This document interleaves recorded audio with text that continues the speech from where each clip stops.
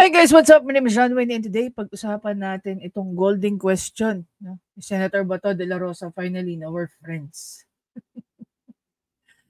Hindi natin babatikusin ngayon si Senator Bato de la Rosa. Pero napakaganda ng kanya na itanong dito. So, pakinggan muna natin ang naging golden question ni Senator Bato de la Rosa. In a few months ago, we should be starting to implement the civil works. Anong mangyari niyan, sir? Para bang yung Cordoba Bridge yan na may bayad pagdadaan ka? Or walang bayad? Kung magawa yan, may bayad ba? Well, Your Honor, actually kasi this is going to be a long span bridge, no? And we siguro if we are actually hindi yung tanong niya, pero hintayin natin. Planning Hintayin actually natin yung tanong niya. Subject to consultations with the LGUs and local governments, because we would need actually to maintain this bridge. It's going to be an iconic bridge, and yung maintenance po nito kasi is going to be very quite expensive. We are actually contemplating kung pwede ho yung magiging toll road for maintenance and for security. Toll roads for maintenance and security of the bridge here. Thank you, sir. Anyway, kung magawa na yan, babayad talaga yung tatawid. Kaysa magbayad ka sa barko, yung pere, siguro mas kukunti lang babayaran yan kung tulay na gagamitin. So, salamat, sir.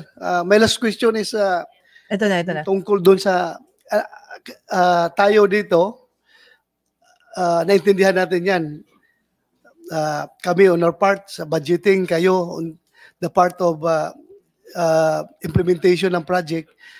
Yun lang yung gusto ko lang tanungin kayo kung paano maiwasan yung mga comment ng mga tao, yung ordinaryong tao na magbabagulbol. Sa Bisaya yung bagulbol, yung nagbumurmur ba? Sabi na, ano ba itong DPWH? Yung kalsadang ito, matibay pa, maganda pa, binubungkal na. Tapos yung sirang-sira na kalsada doon, hindi ginagawa, hindi inaayos. Yung mga ganong question. We've been questioning that. Kahit ako, nagtatanong ko, bakit inuna itong sinira na okay pa man ito? Sinira na para ayusin. Tapos yung sa unahan, part ng kalsada, sirang-sira talaga. Dapat yun ang ayusin natin. Yeah. So, yun lang. Alam mo kung maliliit na bagay lang yan, pero irritating on the part of the public ang makita na may magkukuhin pa. Okay. Let me correct Senator Bato dyan. It's hindi po yan na maliit na bagay. Napakalaki niyan kasi malaking pera po ginagastos nating lahat dyan. Sayang ang pera ng gobyerno dito. Exactly. Hindi pa sira, binubungkal na, ayusin na. Tapos, yung sira, hindi inaayos. Ganun lang. Paano natin maiwasan yan? Alam ko, doon na sa district level na yan, siguro yung programming, kung anong unahin, anong mahuli. Pero yun lang, sana maiwasan natin yung ganun. Yun lang nga, sir. Kung anong masasagot mo dyan. Thank you. Well, thank you, Your Honor. It's a very technical issue actually, yung issue, yung ganyan, it is actually preventive maintenance and reconstruction yung pinag-uusapan po natin dito. Kasi there is a point when the road starts to deteriorate, and it would be more economical actually to undertake yung preventive maintenance.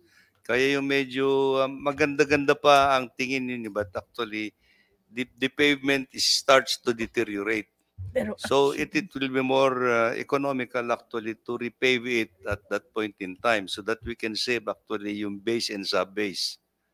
Hindi na ho na natin gagalawin yung base and sub-base. It's just the pavement that we're going to replace. Yung sa mga kuwan ho naman, yung talagang deteriorated and bumagsak na po yung base and sub-base, that's going to be reconstructed po. So it's going to take yung mas malaking rehabilitation, reconstruction ang gagawin doon. So, yun po lang yung may explain namin in layman's term. Yun po yung ginagawa namin. We have to prevent the further deterioration of the sub-base and base before anything else. So, we are just going to replace yung yung running course lang naman ho. Now, yung talagang bumagsak na po, yung nakikitang talagang worst na worst, that has to be reconstructed. Thank you for that explanation, sir. Matutulungan ko kayo mag-explain. Ako na rin mismo mag-explain doon sa mga tao pag mayroong nagbagulbol doon. I will explain to them na ganito yung explanation yan. Okay. Ganito guys, no? I'm gonna give you one very, very good example. Okay, palakay natin para mas ma-appreciate nyo. Ito po yung mga lubak na nakikita natin sa Manila. Alam mo, marami sa atin who goes in and out of Manila, no? Manila City, sentro. Sa Manila na po ako pinanganak. When I reach a certain age, we move to the south dahil na lang din sa doon naka-acquire ng property yung mga magulang ko. Anyway, katabi po ng SM Manila ngayon ang GSIS. Ang mga magulang, just like what I keep on telling, na ang mga magulang ko po dating mga empleyado ng GSIS. So kahit kami ay nakatira na sa South, madalas po akong nasa Maynila. At ang kalsada ng panahon na yon, napakaganda po ng Maynila. Okay? Hanggang sa nakapag-aral na ako ng college, actually butante pa nga ako ng Manila. Butante ako ng Manila kahit nakatira ako sa kahit ang residence ko nasa South. Tapos ang domicile ko, mas South pa sa South. Di ba? Ang domicile ko nasa South, pero residente po ako ng South. And yet, butante ako ng Manila. Kasi tumitira din po ako sa Manila. Now, kung titingnan natin ng mabuti ito, for some reason, even after kong mag-college sa Manila, maganda pa rin po ang kalsada. Kung ano yung nakagisnan kong Manila, nung ako'y maliit, hanggang ako'y nakapag-aral ng college, yun na yun. Although yung baha dyan sa Taft, malapit sa may PUP, sa St. Paul, yan na yung baha. Pinaka-worst na bahang inabot ko dyan hanggang Bewang. Okay? Habang gumigit na ka sa may LRT station, papuntang Heranyata yun, palalim na ng palalim. Sa pagkakalam ko, umabot yata ng dibdib yan noon eh. Ngayon, hindi ko na lang alam. Pero, as Manila age, patindi ng patindi ang mga lubak nila. I remember maraming nahuhuli, especially dyan, yung sa mga motorista po natin. Yung kung manggagaling ka ng halimbawa ng City Hall area, papunta ka ng Buendia, tapos binabaybay mo yung Taft. Yung tawag dito, yung traffic light na malapit sa PCU, ang dami pong lubak dyan. Ang dami pong nahuhuli dyan na motorista. Kasi itong mga motorista natin, itong nagda-drive ng itong mga to, they have to slow down. Kasi pagka dumire-diretso, sesemblang talaga sila dyan. Oh. Tingnan mo yung mga lubak na yan. This is where? Saan to located? Sa may Guadalupe to eh. Tama ba ako? Guadalupe ba to? Oh. Oh, Lagos Nilan.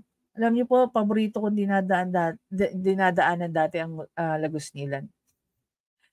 Some reason. Paborito kong daanan ng Lagos Nilan. Dumating po sa punto na lubog ang mga sasakyan pag dumaan sa Lagos Nilan. Sino ba talaga ang dyan? Ang namamahala dyan?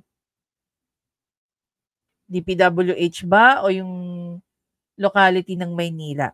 Another thing na, this is just a story that I really like to share. Ako po ay nakapagtrabaho sa isang contracting company sa Dubai. Na ang handle namin projects are Dubai, Abu Dhabi. So basically kami po yung naglalagay ng mga tao sa construction. Ngayon, ang naman namin doon is kami, pagdating sa mga tao namin, lahat yan may insurance. No? Which is basically yun yung itatap natin mamaya. Lahat po yan may insurance. At meron din po kaming tinatawag na workman's compensation doon. Pag nag-apply po ako ng visa, nag-apply ako ng visa ng isang tao, kasama sa binabayaran namin is yung workman's compensation. And again, pag-uusapan natin yun. So, itong nire-raise balik muna tayo kay Senator Bato. Itong nire-raise ni Senator Bato, matagal na panahon na lubak-lubak ang Maynila. Buti nga ngayon, ang Lugos Nilan actually sinara na eh. Bakit? Kasi inaayos na nila tong kalsadang to. Pero maraming major roads ng Maynila ang lubak-lubak. Lalo na pagpasok man ng Osmeña, if you're coming from the south, papasok ka na ngayon ng sentro ng Maynila. Pag binaybay mo yung Quirino, tapos pasok ka ng Taft, maswerte ka na lang pagka may naabutan kang dyan. Maganda. Pero sinasabi nila kasi may construction na ginagawa dyan sa may parte ng Quirino and all. Naalala ko pa nga dati, maliban sa lubak na inaabot mo, dahil pang snatcher dyan. No? Diba? And then one thing na gusto ko lang din i-share. Dahil nga ako merong experience sa contracting. Noong nagbakasyon yung isang friend ko rito na may kaibigan sa loob ng DPWH. Inoferan niya ako na mag-handle kami ng project. Alam nyo, nung nag-handle po ako ng project sa UAE, lahat po ng project na hawak ko is private, hindi po government. Okay? Dito, if ever pinush ko yun yung first kong private. Ito ang problema ko dito sa DPWH projects. Ang hirap po actually makakuha ng ng mga, sabihin na lang natin, contractor para sa project ng DPWH. Bakit? Kasi doon pa lang po sa magpapabid ng project, may corruption na. Diba? Nagulat nga ako eh. May nagsabi sa akin, meron pa isa, may nag-offer sa akin. Sabi niya, may kakilala ka bang contractor? Sabi ko, bakit? Kasi, meron daw silang hawak na project worth 20 million. Ito guys, hindi to kwentong kutsero. 20 million daw. Sabi ko, okay. Sige pa, patingin ng details. Magpapasa kami ng BOQ na proposal. Magbibid kami. Ito naman yung ex-deal sa akin. 200,000. Ibibigay, hindi na ibibid. Ibibigay na lang yung project sa akin. 200,000. Upfront. Sabi na yung project na 20 million. Sabi ko, ayoko. Hindi ako dyan. Hindi ako kakagat sa mga ganyan. Diba? Alam nyo guys, even naman sa UAE, yung mga projects namin doon, sa private, hindi kami nakakaranas ng ganyan.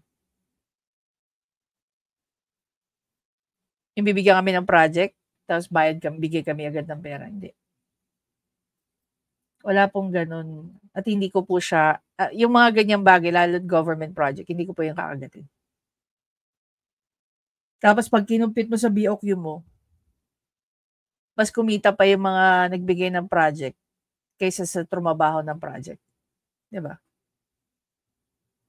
So, yung tanong ni Senator Bato, I'm sure hindi lang naman siya yung nakakapansin yan. Lahat tayo napapansin natin yan. Hindi ko na sasabihin sa inyo yung lugar. Napakaayos ng kasada, napakaganda. Biglang binakbak. Ito, bakit? Ano binakbak to? Anong rason? As in, konkreto, hindi asfalto. Konkreto. Ang ganda ng pagkakagawa. Tapos ginawang asfalto. Diba? Yan po yung nangyayari dito sa atin. At saka sa pagkakaintindi ko, you can correct me on this one, ang pagkakaintindi ko sa DPWH, magkaiba ang project na ginagawa ng DPWH. Some of them, if not all, is proposed by kongresistas. Okay? Kongresistas. Ngayon, kung pinaposin, ganito kalakaran yan,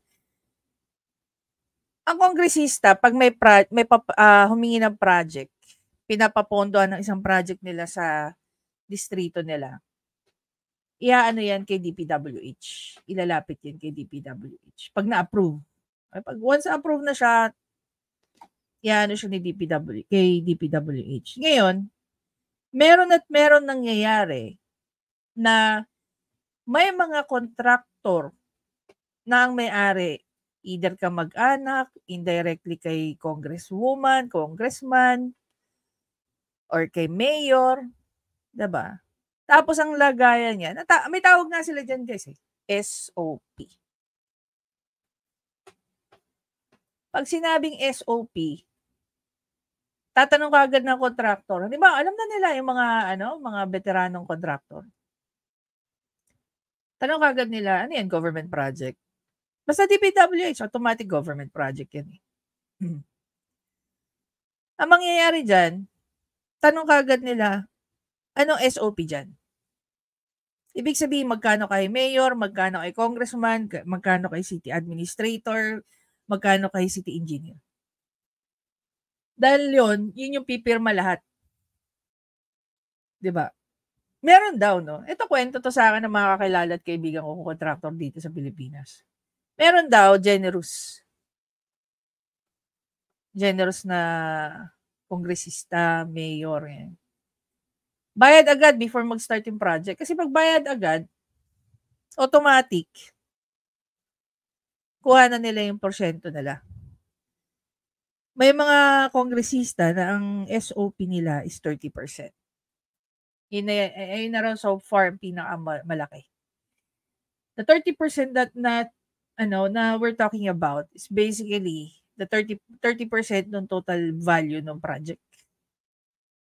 Diba? So, hindi po DPWH ang may problema dyan. Kung substandard ang nagiging project. Kung bakit may mga project na nagagawa lang after few years, palit ulit. Maayos pa naman, pero palit ulit. Palit agad. Ayos agad. Diba? Dahil nga may ganitong mga nangyayari. Kahit ilang beses na akong alokin after that conversation, umayaw na ako. So, ayoko. Ayoko ng maduming negosyo. Kasi anything na ginagawa mong masama, whether yan sa kapwa mo o about sa pera, ganyan, may balik lahat yan. At ayoko sisihin yung sarili ko na sa kakapiranggot na kikitain ko, grabe naman yung karma sa akin. Diba? I'm very sure, yung mga napapansin nyo na yan, it's because of that. Maintenance nga lang ba? Sana nga. Maintenance nga lang. Hindi yung gumagawa ng project para may pinagkakitaan kung sino man yung kongresista dyan. Diba? Anyway guys, again, maraming salamat sa panonood. Abangan nyo yung mga susunod nating video. Medyo may mga naka-line up tayo. No? Anyway guys, again, I'll see you in the next video. Bye!